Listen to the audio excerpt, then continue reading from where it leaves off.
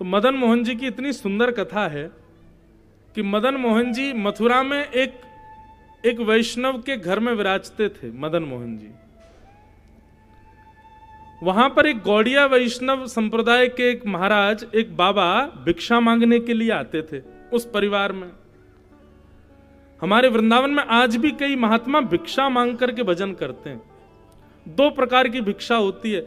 एक भिक्षा तो होती है घर में जो सामग्री बनी हो, घर में जो रोटी दाल चावल बनी हो, उसकी मधुकरी मांगने आते, मतलब सब ब्रजवासी जो पा रहे हैं वही में से 2 रोटी हमको दे दो, इसको कहते हैं मधुकरी भिक्षा। और एक होती है सूखी सामग्री की भिक्षा। वो सूखी सामग्री आटा दाल चावल सूखा दे दो, बाबा अपने आप बना के पाएंगे। ऐसे भिक्षा याटन करके भजन करने वाले वृंदावन में असंख्य वैष्णव रहते हैं। और आजकल तो नए नए बच्चे भी भिक्षा मांग करके वृंदावन में रहते हैं। एक बालक को तो मैं भी जानता हूं, इंजीनियर है, वहीं वर्क फ्रॉम होम करता है, वृंदावन में एक फ्लैट में रहता है और रसोई नहीं बनाता है। वो ब्रजवासियों के घर जाता है और बाहर से खटखटाता है और अंजलि फैला के मांगता है, जो मिल जाता है उसी को पाता है। इसको कहते हैं मधुकरी पाकर। मधुकरी पाकर के जब आप भजन करोगे ना तो तीव्रता अद्भुत होगी। क्योंकि मधुकरी क्या करती है, आपको भिक्षा मांगने पर आप दीन बनते हो। जो दीनता भजन से नहीं आ पाती, जो दीनता कई बार अन्य प्रकार के साधनों से नहीं आ पाती, वो दीनता भिक्षा मांगने से आ जाती है। क्योंकि भिक्षा कोई अभिमानी व्यक्ति तो मांग ही नहीं सकता, भिक्षा तो दीन ही मांगेगा। तो भिक्षा याटन करते थे। तो एक महात्मा गए और ब्रजवासिनी मैया के यहाँ जाकर के बोले, मैया भिक्षा दो। तो मैया भिक्षा देती, आटा दाल चावल सब देती। तो जब वो दरवाजा खोलती ना घर का, तो पीछे ही मदन मोहन जी विराजते थे घर में ही। बाबा देख लेते दूर से, आहा बड़े सुंदर ठाकुर जी हैं आपके, मैया मेरा प्रणाम कर दी। ठीक। बाबा आटा ले जाते, यमुना जल मिला के बढ़िया टिक्कर बना करके पा लेते और भजन करते। एक दिन जिन माता जी के घर में मदन मोहन जी विराजते थे, तो माता जी को स्वप्न में ठाकुर जी दिखे और स्वप्न में आके ठाकुर जी बोले, मैया। बोले हाँ, अब तुम्हारी सेवा पूर्ण हो गई, अब तुम वयोवृद्ध हो गई हो, अब तुम्हारी सेवा से हम पूर्ण हो गए, अब हमको जरूरत नहीं है। अब तुम एक काम करो, वो जो बाबा तुम्हारे यहाँ भिक्षा मांगने आते हैं, बोले हाँ, तुम उनको हमको दे दो, हम उनके पास जाएंगे, अब उनके संग रहेंगे। मैया तो बहुत रोई, बोले महाराज ऐसे मत करो। बोले मैया देखो, मैं इसलिए कह रहा हूं, तुम्हारे 6-7 महीना बच्चे हैं बस, काऊ देना तुम्हारे प्राण निकल जाएंगे, मैं अकेलो कहाँ जाऊंगा, फिर मोह लेवे में फिर बड़े विवाद होंगे, कोई कहेगा मैं ले जाऊंगा, कोई कहेगा मैं, या हमारे में अपने आप ही कह रहा हूं, उन बाबा को मोह दे दो, मैं उन्हीं के पास ही रहूंगा। अगले दिन बाबा जब भिक्षा मांगने आए तो मैया तो रोने लगी। बाबा तुम नजर लगा गए मेरे लाला है, कल देख के तुमने यूं कह दी ना बड़े प्यारे लग रहे हैं, तुम नजर लगा गए हो हमारे लाल जी है। बाबा बोले मैया मैंने कहा की हो, मैं तो भिक्षा मांगने आया हो। बोले ठाकुर जी रात भर रोए मेरे पास, बोले मैं तो बाबा के संग ही जाऊंगा, ये तुम्हारे संग जावे की कह रहे हैं, ले जाओ। बाबा बोले मैया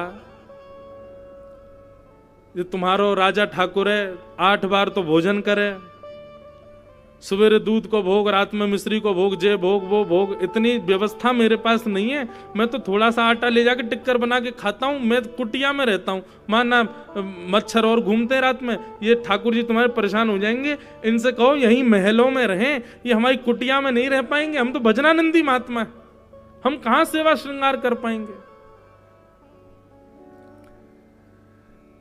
बोले नहीं ठाकुर जी तो कह रहे हैं मैं तो बाबा के संग ही जाऊंगा, अब आप ले ही जाओ इनको, ये बहुत कह रहे हैं आपके संग जावे की। बाबा बोले लाओ दो। सो ठाकुर जी ला करके बाबा को दे दिए। बाबा बोले ठीक है लाल जी चलो महलन से, ये तो सुनी कुटिया से लोग महलों में जाते हैं, पहली बार देख रहे हैं ठाकुर जी महलों से कुटिया में जा रहे हैं, चलो। और बाबा बेचारे ठाकुर जी को लेके कुटिया में आए, कोने में एक चौकी रख करके उस पर ठाकुर जी विराजमान कर दिए। बोले जय जय, हम तो एक टिक्कर बना के पाते हैं, वही आपका भोग लगा देंगे। बढ़िया यमुना जल डाल करके आटा में मोटा टिक्कर बनाया, और टिक्कर सादा और कुछ नहीं, धर दिया ठाकुर जी के आगे, प्रसाद पाओ भगवान। आजकल खूब आपने मेवा बाटी रसमलाई आदि पाई होंगी, अब टिक्कर में ही चलेगा काम, और रह लो कुटिया में आके पाओ। और बाबा अपने भजन करने लगे। 2-4 दिन तक सेवा करते रहे। 4-5 दिन बाद एक दिन ठाकुर जी भाव में उनके प्रकट हो गए। बाबा बोले, लाल जी कैसी सेवा चल रही है, आनंद आ रहा हो कुटिया में? ठाकुर जी बोले, हमको तो बहुत आनंद आ रहा है, हमको तुम्हारी कुटिया में इतना मन लग रहा है कि हमारा जाने का बिल्कुल मन नहीं कर रहा। अच्छा भोग प्रसाद पेट भर जाता है आपका? ठाकुर जी बोले, हाँ बहुत बढ़िया है, सब कुछ बढ़िया है, लेकिन बस एक चीज की कमी है। बोले क्या? बोले आटे में नेक नमक डाल दे करो। सादा आटा में तुम जमुना जल मिला के खिला देते हो बना के टिक्कर, नेक नमक तो डाले करो, थोड़ा तो स्वाद आएगा। अच्छा भगवान। दूसरे दिन भिक्षा मांगवे गए। मैया ने आटो दियो। बोले सुनो, नेक नेक नमक और दे दो। मैया बोली, आगो चटोरो घर में अभी तो नमक आयो बाबा, अभी देखते जाइयो कहाँ आवेगो। बाबा तो बड़ी चिंता में आ गए। आके ठाकुर जी से बोले, सुनो ठाकुर जी, नमक ही ठीक है, अब इससे ऊपर मत जाइयो, एक आध चीज अब चलाओ काम कुटिया में, अब ऐसे ही रहना, हम भजनानंदी हैं, और ये जीव के चटोरेपन में नहीं रहते हम। बढ़िया नमक की बढ़िया रोटी वोटी बना के ठाकुर जी को पवाई। 1-आध महीना तक ठाकुर जी ने कुछ नहीं कहा। 1-आध महीना बाद ठाकुर जी फिर भाव में आ गए। बाबा बोले, जय जय, सब सुख में आनंद में, सब बढ़िया है। बोले कहा भयो? बोले बोलो ना जा रहो। बोले क्यों? बोले वो तुम क्या रूखी रोटी खवाते हो ना, इर्ज गई है गले में गले में अटक गई है हमारे। अगर तुम इतनी कृपा कर दो, 1 चम्मच घी ले आया करो बस कहीं से रोज, और वह रोटी में घी लगा के हमको पवा दे करो, तो आसानी से भीतर चली जाया करेगी। महात्मा बोले, जो आज्ञा भगवान। अगले दिन घी भी मांग लाए। अब तो आटे में नमक मिला के बढ़िया घी की चुपड़ करके रोटी पवाने लगे। 2-3 महीना ठाकुर जी ने फिर निकाल लिए। फिर एक दिन ठाकुर जी भाव में आ गए। बाबा बोले, जय जय, आज्ञा करो। बोले, मैं यूं कह रहा हूं, जब तुम बाहर जाते ही हो, आटा लाते ही हो, नमक लाते ही हो, 1 चम्मच घी लाते ही हो, 1 आलू और ले आया करो, उसको भून करके उसको मसल के उसकी चटनी बना के खिला दिया करो, तो रोटी के संग एक चटनी आ जाएगी। बाबा ने नेत्र खोले, ठाकुर जी उठाए, लेकर के गए मैया के पास। बोले, धरो इसको अपने पास। यानी हमारे घर में अब ये धीरे धीरे सब ले आएंगे, ये कलाकंद, बालूशाही, मेवा बाटी, रसमलाई सब आ जाएगी घर में, ये धीरे धीरे सब ले आएंगे। मुझे नहीं करनी से, मैं तो भजन करूंगा बस। इतने में मदन मोहन जी प्रत्यक्ष प्रकट हो गए और बाबा के गले से लग गए। बोले, रहूंगा तो तुम्हारे पास ही, तुम्हें छोड़ के ना जाऊंगा, तुम चाहे जो करो, तुम्हें ना छोड़ूंगा, मैं रहूंगा तो तुम्हारे पास। ऐसे श्री मदन मोहन लाल जी। इसको कहते हैं बंधुओं रास। क्या है ये रस नहीं है, ये रास है। और हमारी भक्ति इस स्थिति में पहुंचे, रस से रास में परिवर्तित हो, इसी के लिए हम कथा सुनते हैं, इसी के लिए हम नाम जप करते हैं, इसी के लिए हम तिलक लगाते हैं कि ठाकुर जी हमको रास का दर्शन कराओ। रास का मतलब नाचना नहीं होता, रास का मतलब नृत्य करना नहीं होता, रास का मतलब ठाकुर जी आपको प्रायोरिटी दें, उसको रास कहते हैं। ठाकुर जी आपको समय दें, ठाकुर जी आपके लिए कुछ करें, वो रास है। आप तो कितना भी करते रहो ठाकुर जी के लिए, पर बदले में ठाकुर जी आपके संग करें, वो रास है।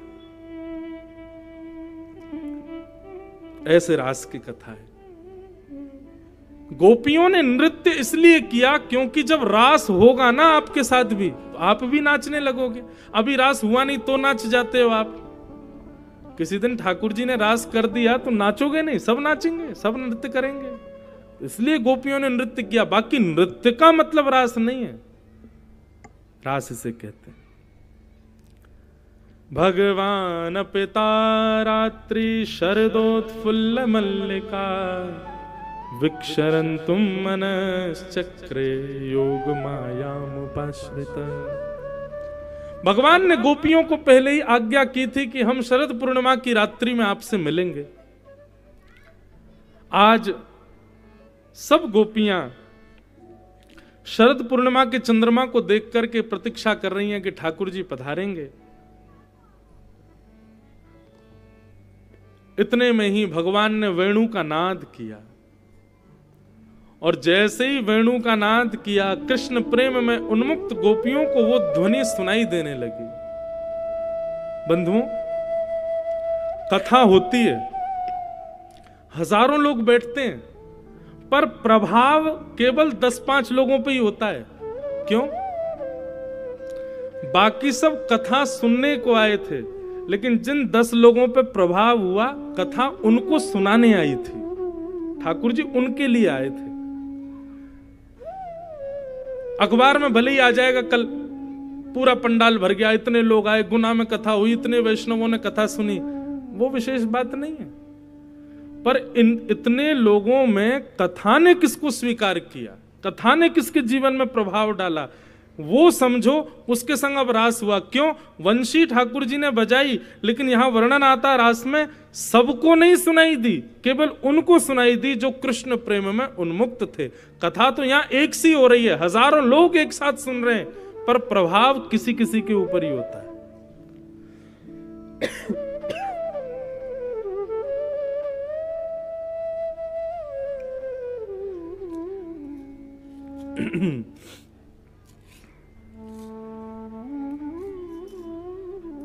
इस बार गुना की कथा में हम ठीक हुए ही नहीं, स्वास्थ्य हमारा ऐसे ही रहा। पर हम सत्य बताएं, पिछली बार से ज्यादा आनंद हमको इस बार कथा करने में आया। भले ही तन से इतने वो नहीं थे, पर आनंद पिछली बार जब आया था 2-3 साल पहले बहुत आनंद आया, उससे ज्यादा आनंद इस बार आया। पता नहीं क्यों, अच्छा लगा हमें इस बार।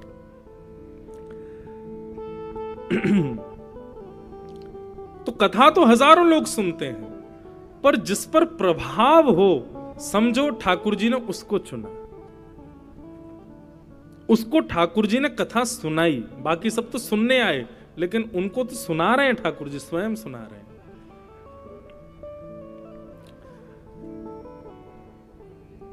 सब कृष्ण पटरानियां, सब ब्रज की गोपियां अलग अलग कार्यों में लगी थीं।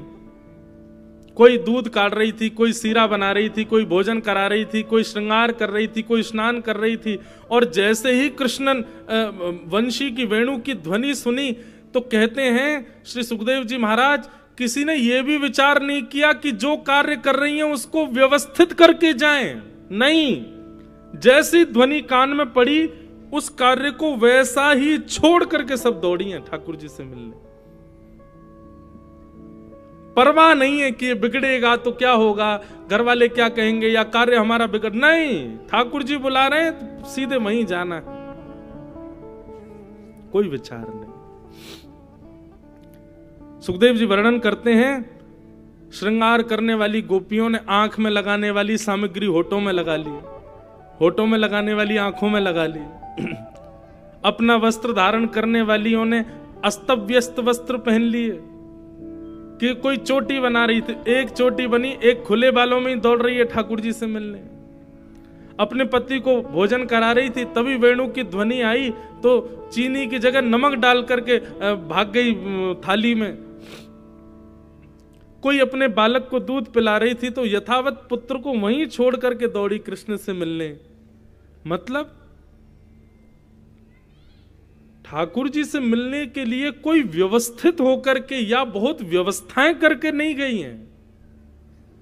जैसे ही लगा कि भगवत स्मृति हो रही है, ठाकुर जी बुला रहे हैं, जिस हाल में है, जिस भाव में है, जिस स्थिति में, उसी स्थिति में ठाकुर जी के लिए गए हैं। ये विचार यहां हमारी स्थिति देखो, हम मन बनाते हैं कि अब जाएंगे हम वृंदावन, 2 महीने बाद हमारी छुट्टी, तब करेंगे ये, 3 महीने बाद ऐसा होगा तब जाएंगे, तब करेंगे। नहीं, अनायास। कितने लोगों से मैं मिलता हूं वृंदावन में, रात में बैठे थे, कुछ कर रहे थे, पता नहीं क्या हो गया महाराज जी, हम तो गाड़ी में बैठे सीधे भग आए वृंदावन, कुछ समझ ही नहीं आया, लगा कि चल रहे हैं बस, अब रहा नहीं जा रहा। उनको देख करके लगता मैंने, हाँ ये ठाकुर जी ने बुलाए हैं। जो प्लानिंग बना करके वृंदावन जाते हैं वो स्वयं आए हैं, जो बिना प्लान के पहुंच जाए समझो ठाकुर जी ने बुलाया है। ठाकुर जी ने उनको, जिस प्रकार ये गोपियां गई हैं ना सब ठाकुर जी के पास, वैसे ही। दूसरी बात इस स्थिति में यह है कि गोपियां सज संवर करके नहीं गई, जैसी थी वैसी चली गई। कई बार वृंदावन में कई लोग मेरा विरोध करते हैं, महाराज जी आप श्रृंगार के पक्ष पर ज्यादा बोलते हो, श्रृंगार मत। मैंने कि नहीं, मैंने कभी नहीं कहा कि श्रृंगार मत करो, पर मुझे ऐसा लगता है वृंदावन में ऐसे घूमो, ज्यादा श्रृंगार मत करो। क्यों श्रृंगार? पहली बात तो श्रृंगार करने का वृंदावन में अधिकार श्यामा श्याम को, वो श्रृंगार करें। हमारे बिहारी जी चमक के बैठे, हमारे राधा वल्लभ जी चमक धमक के बैठे, श्री राधा रमन लाल जी बढ़िया सज धज के बैठे, हम साधारण रहें ताकि वो दिखें, हम नहीं। अब क्या होता है, लोग बहुत ज्यादा वृंदावन में जब सज धज के घूमते हैं ना, तो मंदिर में जैसे ही आए, अब राधा वल्लभ जी का दर्शन कर रहे हैं, इस दृष्टि अच्छा ये क्या पहन के आए, क्या गई ना दृष्टि उस पर। नहीं, ऐसे रहो कि सबकी दृष्टि केवल उन पर ही रहे, तुम पर नहीं जाए। पहला भाव तो ये, सजें वो, हम साधारण रहे। और दूसरी बात, जब साधारण रहोगे ना, एक दिन लाल जी को दया आ जाएगी और लाल जी आपका श्रृंगार करने आएंगे, ठाकुर जी आपका श्रृंगार करें। अपने हाथन से काहे को सजानो अपने आप को? अरे दुनिया में खूब सजाओ, पर वृंदावन में हमारा मन कहता है साधारण बन के रहो। और ये बात मैं नहीं कह रहा, वृंदावन शतक में स्वयं कहते हैं, वृंदावन शतक में, भ्रातः तिष्ठ टले टले विटपिनाम ग्रामेषु भिक्षामटः स्वच्छंदम पिबयामुनम जलमलम चीराणि कंथाम कुरु सम्मानम कलयाति घोर गरलम नीचपुमानम क्षुधा श्री राधा मुरली रवो ब्रज सके वृंदावनम मात्यज। तो यहां पर जो ये पंक्ति है, चीराणि कंथाम कुरु, वृंदावन में रहो तो कैसे रहो? बोले चीर फीर पहन के रहो, वहां तो ऐसा लिखा है। सावुत वस्त्र भी मत पहनो, मतलब सामान्य रहो, सहज रहो, ऐसे बनकर के रहो वृंदावन में कि कभी लाल जी को दया आ जाए, लाल जी पकड़ लें, यहाँ पे आते रहो, श्रृंगार मैं करूं आज। हम अपने आप ही सजा के घूमते हैं खुद को, ठाकुर जी के पहले तो इतना सजो भयो, मैं कहा सजाऊं याकू? चीराणि कंथाम करो। सब गोपियां ऐसे दौड़ी ठाकुर जी से मिलने, किसी की एक आंख में काजल लगा है, किसी की आंख और मुख वाली श्रृंगार उल्टे सीधे हो गए, किसी ने अस्तव्यस्त वस्त्र वस्त्र पहने, किसी के केश खुल रहे हैं, किसी के केश में कंघी लगी हुई है, ऐसे ही दौड़ रही है ठाकुर जी से मिलने। क्यों? पहली बात तो कि सब गोपियों को पता है कि ठाकुर जी को सौंदर्य से नहीं रिझाया जा सकता, भाव से रिझाया जा सकता। और दूसरी बात, क्या पता हमारी ऐसी अवस्था देख के श्याम सुंदर को हम पे दया आ जाए और वो हमें संभालें, वो हमारा श्रृंगार संवारें, इसलिए गोपियां दौड़ी। गोपियां सब पहुंच गईं, अपने अपने घरों को छोड़ छोड़ के चली गईं। कहते हैं कईयों के पतियों ने पकड़ लिया, कमरे में बंद कर दिया, बोले जाके तो दिखा कहां जाएगी। तो कहते हैं उस गोपी ने कक्ष में बैठ करके ठाकुर जी का स्मरण किया और अपने तन का त्याग कर दिया, वहीं प्राण त्याग दिया, प्राणों से भगवान के पास पहुंच गए। ये गोपियां साधारण नहीं है बंधु, ये स्मृति सिद्धा, वेद सिद्धा, ये सब दंडकारण्वन के संत ही गोपी बनकर के पधारे हैं, ये सामान्य नहीं है। ब्रज की गोपियों को आप साधारण नहीं समझना कभी भी।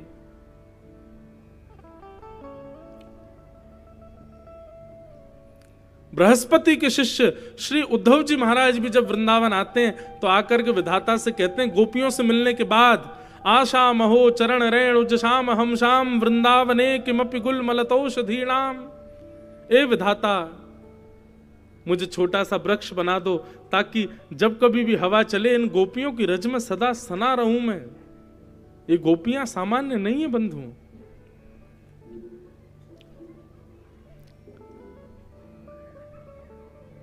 सब गोपियां भगवान के सन्मुख जाके खड़ी हो गईं। अच्छा, एक प्रश्न यहां आता है, ये सब गोपियां अपने अपने घर छोड़ करके गईं, इनके घर वालों ने ऑब्जेक्शन नहीं किया?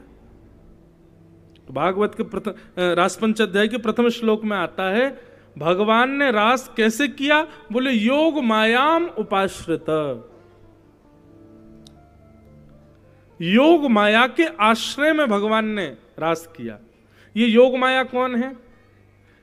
आपके गुना क्षेत्र में विराजती हैं 20 भुजा देवी, है ये योग माया है। दतिया में विराजमान देवी श्री मैया, पीताम्बरा मैया ये योग माया, वैष्णो देवी में विराजमान वैष्णो देवी ये योग माया, कलकत्ता में विराजमान काली मैया ये योग माया, ये जितने भी माताओं के मंदिर हैं ये सब योग माया हैं। और ठाकुर जी ने इन सब के आश्रय में वृंदावन में रास किया। मतलब ये जितनी भी योग मायाएं भारत में विराजमान हैं ये सब गोपियों का रूप धारण करके सबके घर में विराज गई। सबको ऐसा लगना हमारी पत्नी तो यहीं बैठी है, सब बालकों को हमारी मैया तो यहीं घूम रही है, हमारे बच्ची हमारी बेटी तो यहीं है। वास्तविक में वे सब गोपियां कृष्ण से रास करने के लिए गई हैं, पर अब व्यवस्थित रूप से व्यवस्थित करने के लिए उस अव्यवस्था को योग माया ही ब्रजमंडल में भ्रमण कर रही है। सबको लग रहा है कि हमारी बेटियां घर में ही हैं, लेकिन वास्तविक में सब ठाकुर जी के पास थी। तो योग मायाम उपाश्रिता, सब गोपियां ठाकुर जी के सामने खड़ी हैं। ये बंधुओं काम लीला नहीं है। क्यों? भगवान की उम्र है 7.5 वर्ष। कितनी? 7.5। और जो गोपियां रास करने आई हैं उनकी उम्र कितनी है? 6 वर्ष से लेकर के बिना दांत वाली अम्मा भी है उन गोपियों में। एक दो गोपी तो ऐसी और है उनको 2 गोपी उठा के चल रही हैं, वो भी रास कर भी आई है ठाकुर जी के साथ। तो ये काम लीला नहीं है बंधु, ये प्रेम लीला है, ये भक्ति लीला है। सब गोपियां जानती हैं ये पर ब्रह्म है, और ठाकुर जी भी जानते हैं। सब दंडकारण्य वन के संत हैं, हमारी प्रतीक्षा कर रहे हैं एक युग से, आज हमसे मिलने आए हैं। भगवान ने पहले तो उन गोपियों का स्वागत किया। स्वागतम वो महाभाग प्रियम किम करवाणि व ब्रजस्यानामयं कश्चे ब्रूतागमन कारणम। आप सबका बहुत बहुत स्वागत है। आप सब अपने आने का कारण बताइए। इतनी रात्रि में आप वन में क्यों आई हो? गोपियों ने कोई उत्तर नहीं दिया। क्यों? अरे कोई निमंत्रण पत्र भेज दे कि भैया हमारे बेटा के ब्याह में आना, और फिर फोन और कर दे भैया आ जाना, हम पहुंच गए। हमसे यूं पूछना क्यों आए हो? निमंत्रण देने के बाद कोई यूं कहे क्यों आए हो तो कितना अटपटा लगे। गोपियां कुछ नहीं बोली। तो भगवान यहां पतिव्रता नारी का धर्म समझाने लगे। पतिव्रता नारी को अपने पति का कभी स्वप्न में भी त्याग नहीं करना चाहिए, ऐसे रहना चाहिए, वैसे रहना चाहिए, आदि आदि सब बातें भगवान पूरा संसार समझाने लगे गोपियों को। गोपियों ने जब भगवान की बात सुनी, भगवान बोले तुम भी कुछ कहो। तब गोपियां कहती हैं चित्तम सुखेन भवता पहतम ग्रहेषु यन्न विशत्युत करावपि गुह्य कृत्ये पादौ पदम न चलतस्तव पादमूला यामः कथम ब्रजथमो करवाम किंबा। बहुत सुंदर बात, सब लोग ध्यान से सुनना। ये कोई स्कूल में पढ़ी हुई, यूनिवर्सिटी कॉलेज की पढ़ी हुई गोपियां नहीं है, गोबर थापने वाली गोपियां हैं। और पर ब्रह्म से क्या कह रही हैं सुनो। गोपियां कहती हैं ठाकुर जी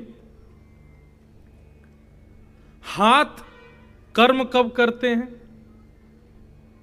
जब मन हाथों का संग दे। यदि मन संग ना दे तो हाथ करेंगे कुछ, होगा कुछ। जैसे घर में भी कभी भोजन अच्छे से नहीं बने तो बच्चे कहते हैं मैया अम्मी आज तुमने मन से नहीं बनाया भोजन। पति कह देता है तुमने आज मन से नहीं बनाई खीर, अच्छी नहीं बनी। लेकिन जब कोई व्यक्ति मन से बनाता है और चाखने के बाद भी व्यक्ति प्रशंसा ना करे तो बार बार तुमने बताया नहीं कैसा बना, क्योंकि उसने बहुत मन से बनाया। मन से जब आपके हाथ क्रिया नहीं करते, आपको पता है सब्जी में कितना नमक डालना है, कितना घी डालना है, कितना, अगर आपको लिख के दे दिया जाए इतने चम्मच ये, इतने चम्मच वो, इतने, देखो रेस्टोरेंट के खाने में और घर के खाने में अंतर क्या है। आप बाहर होटल पे खाओ, रेस्टोरेंट में खाओ, वहां क्या है, अनुपात लिखा रहता है बावर्ची के सामने। ये वाली सब्जी बनानी है, इसमें इतना नमक डालना है, इतनी मिर्च डालनी है, इतने ये डालना है। और उसके बनाने में प्रलोभन क्या है, उसको स्वाद आएगा खाने वाले को तो वो बार बार आएगा, हमको पैसा मिला करेगा। वहां भाव से नहीं, वहां हाथ से और बुद्धि से भोजन बनाया जाता है। इसलिए आप 10 दिन भी लगातार खाओगे तो बीमार पड़ जाओगे। लेकिन घर में कोई अनुपात नहीं होता। माँ जब पता चले बेटा बहुत दिन में आया, बेटी बहुत दिन में आई, तो जाती है रसोई में, डिब्बा खोलेगी, ऐसे ही हाथ से कुछ भी उठा के डालती जाएगी, ये भी नहीं देखेगी क्या डाल रही हूँ, बस भाव से डालती जाएगी। जो बनाएगी उसके स्वाद क्या कि सब फीका लगता है, और वो आप क्या 1 महीना क्या सालों भर खाते रहो, बीमार नहीं होगे। क्यों? भाव से बनाया। गोपियां कहती हैं भगवान हाथ से कोई क्रिया की जाए और मन उसमें ना लगा हो तो क्रिया बिगड़ जाती है। पैर से कहीं चला जा रहा हो और मन उसमें साथ ना दे तो पैर दूषित मार्ग पर भी जा सकते हैं। तन की कोई भी क्रिया तब तक सुदृढ़ नहीं हो सकती जब तक मन उसमें सहायक ना हो। भगवान बोले हाँ बात तो ठीक है, लेकिन ये बात हमसे क्यों कह रही हो? ठाकुर जी, गोपियां बोली क्योंकि आप चाहते हो कि हम वापस संसार में चली जाएं, वापस परिवार के पास चली जाएं, वापस पतियों की सेवा में, बच्चों की सेवा में चली जाएं, पर तन तो चला जाएगा, मन तो आपके पास है हमारा। चित्तम सुखेन भवता पहितम ग्रहेषु, हमारा मन तो आपके पास है। बिना मन के हम चली तो जाएंगी, लेकिन फिर हाथ कुछ गलत करेंगे, पैर कुछ गलत करेंगे, और फिर घर वाले हमसे नाराज होंगे, बच्चे हमसे नाराज हो जाएंगे, पति हमको छोड़ देंगे, ये सब तो वहां बर्बाद क्यों करवा रहे हो हमको? इससे बढ़िया तो आप हमको स्वीकार करो, और स्वीकार नहीं कर सकते तो हमारे ऊपर ऐसी कोई कृपा करो कि हमारा मन भी हमें वापस कर दो, हमारा मन हमको दे दो, हम अभी चली जाएंगे। गोपियों ने ऐसी 2-4 बात कही महाराज, पर ब्रह्म परमात्मा मौन हो गया गोपियों के आगे। क्या बोले आप?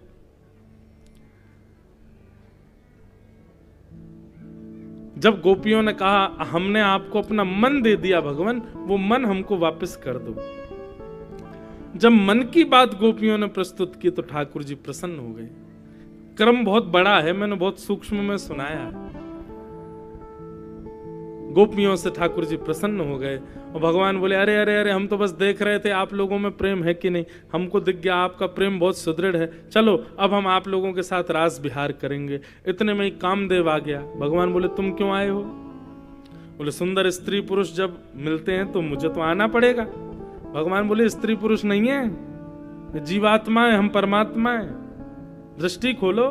बोले दिख तो आप स्त्री पुरुष ही रहे हो, मुझे जीवात्मा परमात्मा तो दिख नहीं रहे। मैं तो आऊंगा, आक्रमण करूंगा। भगवान बोले तो फिर आ जाओ, तुमको ही देखेंगे। जैसे ही भगवान ने गोपियों के गलवैया में हाथ डाल करके रास करना प्रारंभ किया और कामदेव ने आक्रमण भगवान के ऊपर किया, ठाकुर जी ने इतना सुंदर रूप धारण कर लिया, इतना सुंदर रूप धारण कर लिया कि वहीं कामदेव ठाकुर जी के रूप को देख करके मूर्छित होकर के गिर पड़ा। भगवान का नाम पड़ गया मदन मोहन। कामदेव मूर्छित ही हो गया, बेहोश पड़ा कोने में, आक्रमण करने आया था। ठाकुर जी अब गोपियों के साथ में रास कर रहे हैं। रास कैसे कर रहे हैं? किसी के केश संवार रहे हैं, किसी का श्रृंगार सुधार रहे हैं, किसी के चरण दबार रहे हैं, किसी को कुछ इस प्रकार सब गोपियों के साथ ठाकुर जी विहार कर रहे हैं। मैंने यही कहा ना, रास का मतलब क्या है? भक्त के लिए ठाकुर जी प्रयास करे वो रास। लेकिन बंधुओं, रास चाहते तो हम सब हैं, लेकिन ठाकुर जी करते क्यों नहीं है? क्योंकि रास में एक दोष छुपा है, और वो दोष क्या है? अभिमान। कहीं ठाकुर जी हमारे साथ रास करें इसका हमको अभिमान कभी ना हो जाए।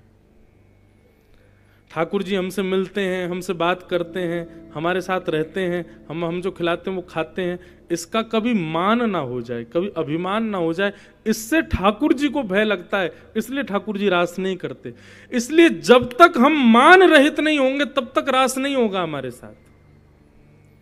यदि आप सेवा करते हो, कथा सुनते हो, खूब ठाकुर जी को मनाते रिझाते हो और आपके साथ रास नहीं हो रहा है, तो निश्चित है कहीं ना कहीं मान है अभी चित्त में। उस मान को दूर करो। गोपियों के साथ रास करते करते तभी क्या हुआ? गोपियों को मान हो गया। गोपियों को मान क्या हुआ? हम बड़ी सुंदर हैं, हमारे रूप पर देखो त्रिलोकीनाथ न्योछावर, अरे देखो कैसे चरण पकड़ते हैं हमारे, देखो कैसे केश संवारते हैं हमारे, देखो कैसे दर्पण दिखाते हैं, श्रृंगार करते हैं हमारा। ये हमारे रूप पर मोहित हो गए। ठाकुर जी के नेत्र बंद हो गए, बोले राम राम, गलत बात। इन गोपियों को मान हो गया। मैं सहजता से इनके प्रेम को स्वीकार कर रहा हूं और ये मान कर रही हैं।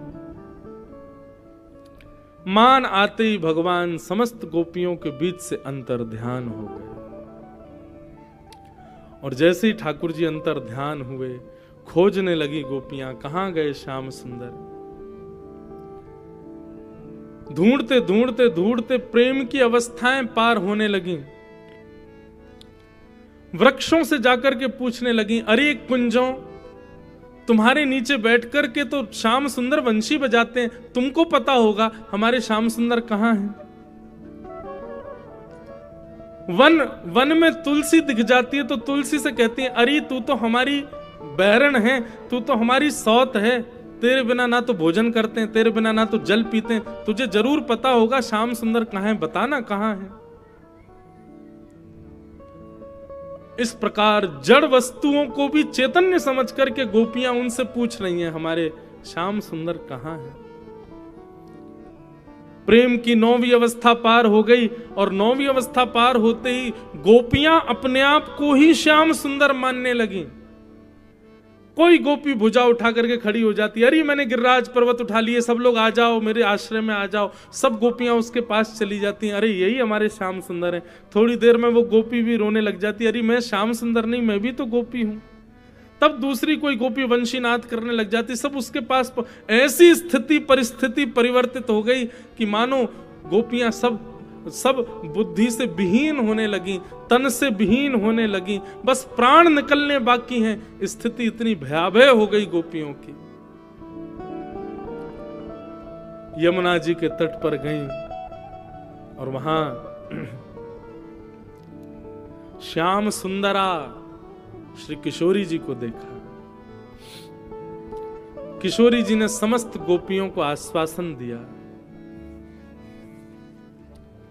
सब गोपियां किशोरी जी के चरणों में वंदन करके कहने लगी, हे श्यामा जी, आप कृपा करो, आप नंदन नंदन को आज्ञा करो कि वे कृपा करके हमारे पास पधार जाए। हमसे भूल हो गई जो हमने मान किया।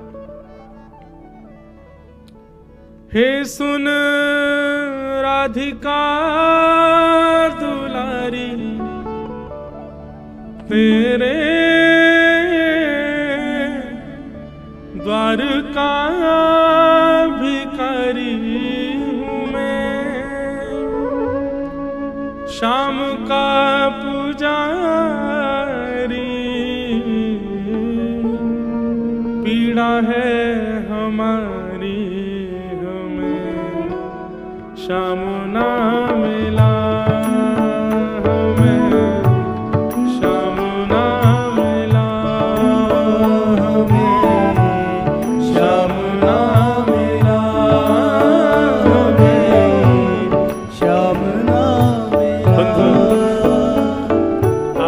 भी अपने नेत्र बंद करो और चित्त में श्री जी से प्रार्थना करो, हे श्यामा जी, हे किशोरी जी, आप कृपा करो, आप अनुग्रह करो, श्याम सुंदर हम पर अनुग्रह करें, जल्दी हमें प्राप्त करें। हे सुन राधिका दुलारी, सुन राधिका दुलारी, तेरे श्याम का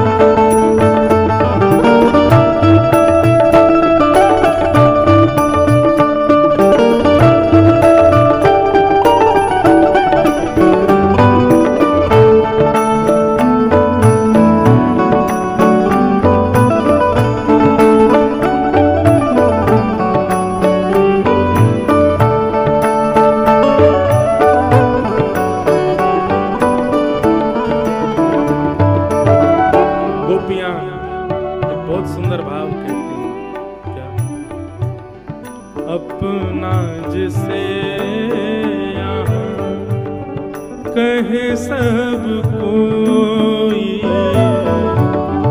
अपना जिसे